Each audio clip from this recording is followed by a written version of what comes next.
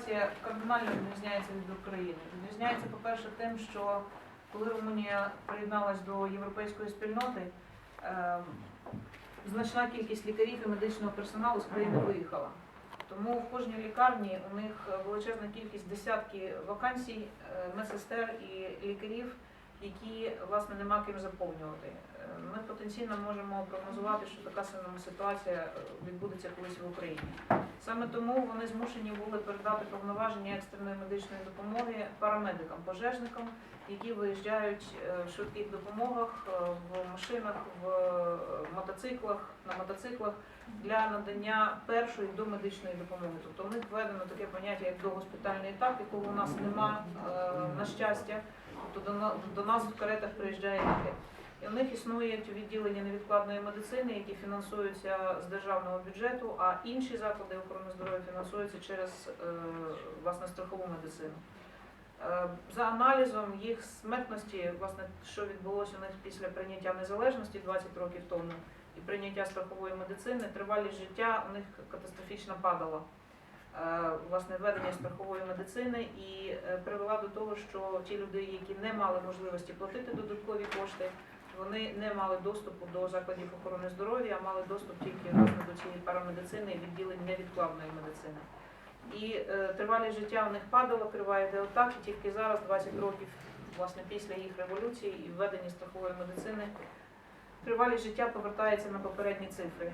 Я думаю, що нам потрібно зробити з цього висновки і розуміти, наскільки обережно потрібно вводити, в тому числі страхову медицину. Безперечно, вона є майбутнє, але як підходити до цього майбутнього, щоб внаслідок тяжкого економічного стану в державі і внаслідок того, що у людей немає чим, у роботодавців не буде чим заплатити, мабуть, за страховку тих людей, які там працюють, щоб не була аналогічна ситуація в Україні. Ну і досвід, безперечно, стандартів НАТО по підготовці парамедиків, він чудовий. Працюють всі бездоганно, насправді, як злагоджені механізми, команди. І нами досягнуто домовленість по створенню тренінгового центру для парамедиків під патронатом НАТО в Україні. Я сподіваюся, що наприкінці цього року або на наступному році такий тренінговий центр, який дозволить відпрацьовувати, давати стандарти надання домедичної допомоги не медикам. А це означає, що будуть стандарти підготовки поліції, пожежників і, власне, безперечно, тих хлопців, які знаходяться на передовій. Якщо у вас є запитання щодо цього візиту, будь ласка, я готова дати на них відповідь. Затвердити, прийняти до відома. Я пропоную тільки прийняти до відома, поясню чому. Те, що сказала головуюча, це відповідає дійсності, стандарти НАТО і стандарти НАТО не абсолютно інші. Потрібно зрозуміти, наскільки їхні стандарти будуть адаптовані до нас і чи нам це дожити.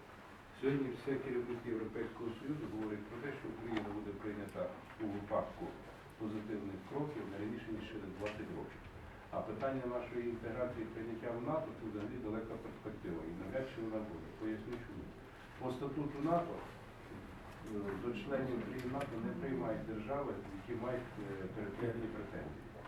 Я думаю, що ми в найближчі 10 років Криму навряд чи відвоюємо, претензії будуть. За таких обставин нам не світить нічого знати. Тому їхній досвід є цікавий, але чи нам потрібно його собі адаптовувати?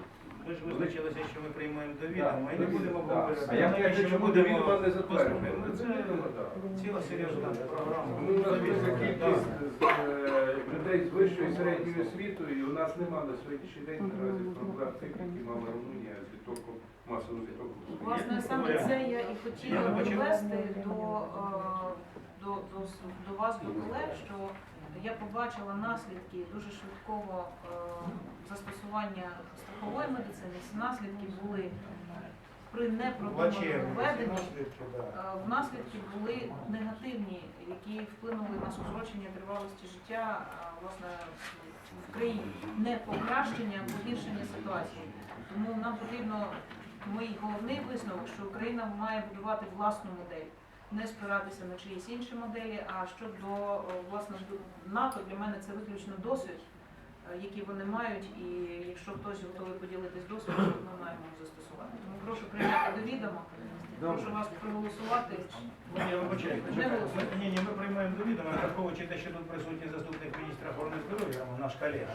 Міністерство охорони здоров'я також треба дати цю інформацію, тому що ви знаєте, вашим основним меседжем було цієї доповіді чи звіту, про який ви зараз сказали, скорочення спеціалістів і так далі, чим вони були визвані. Щоб Міністерство охорони здоров'я, будуючи свою зараз державну свою програму, ту, яку вони створюють, щоб вони не допустили таких помилок. І щоб унісон з профільним комітетом ми тут спрацювали. Бачили, до яких наслідків сьогодні проводить страхова медицина, законодавче поле і так далі. Щоб Тобто інтеграція ми- і все це правда.